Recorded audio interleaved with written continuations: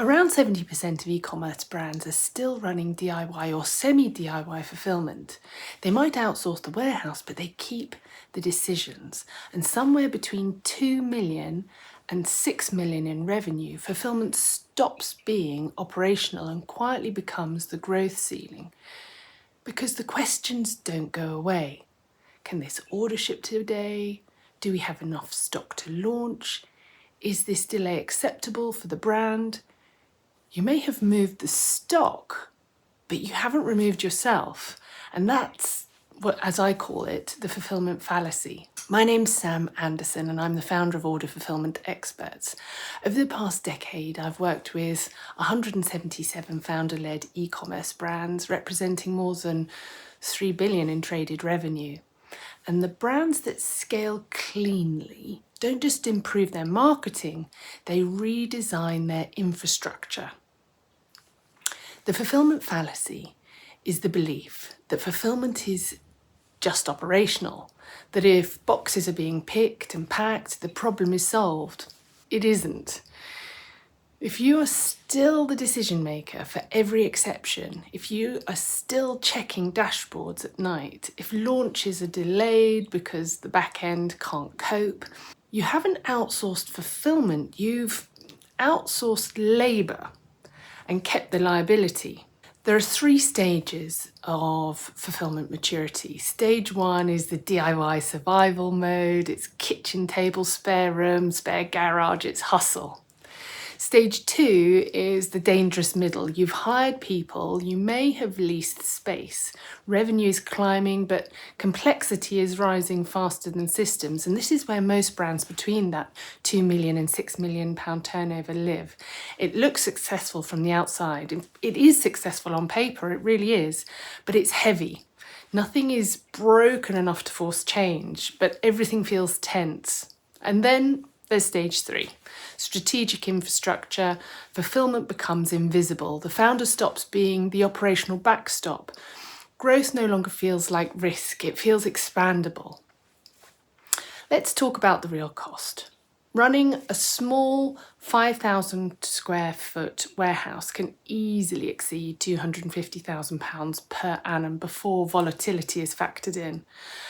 But that's not the expensive part. Time is.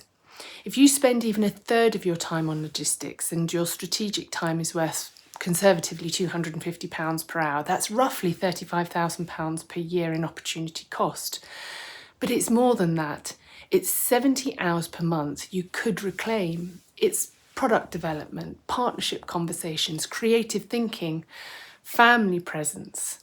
Time is the only asset you cannot reinvest.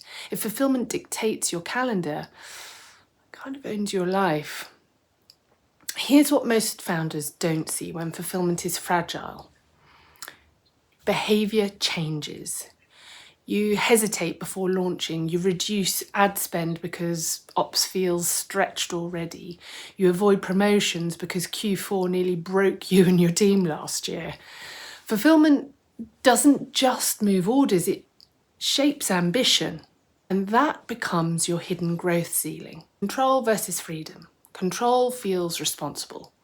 You know the orders are packed, you can fix problems immediately, but control has a cost. Strategic clarity, energy, the ability to think 3 years ahead instead of 3 weeks ahead, or 3 days or 3 hours. The question isn't whether you can do it yourself, it's what you're giving up by doing so.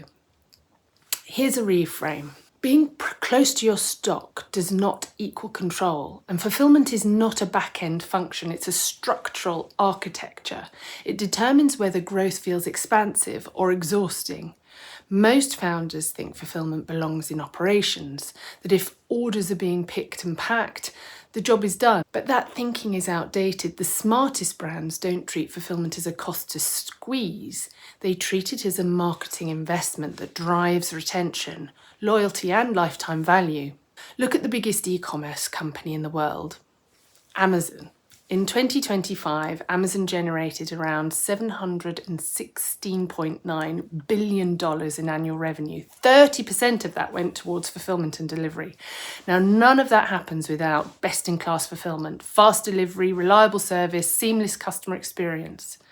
For Amazon, delivery and fulfillment are not an afterthought. They're a competitive weapon. And the reason is simple.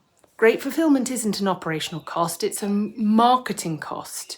It creates wow factor moments that drive reviews and referrals. It reduces returns because expectations are met or exceeded. It increases repeat purchase and lifetime value. It strengthens brand trust in a world where, let's face it, patience is already very thin. When you start treating fulfillment as a strategic marketing investment, not just an operational line item, your business stops fighting itself. Outsourcing the warehouse isn't the same as redesigning the structure. You may have moved the stock, but until you remove yourself from the operational dependency, you haven't removed the ceiling. Your business should feed your life. As all founders, that's always been the goal, not to consume it.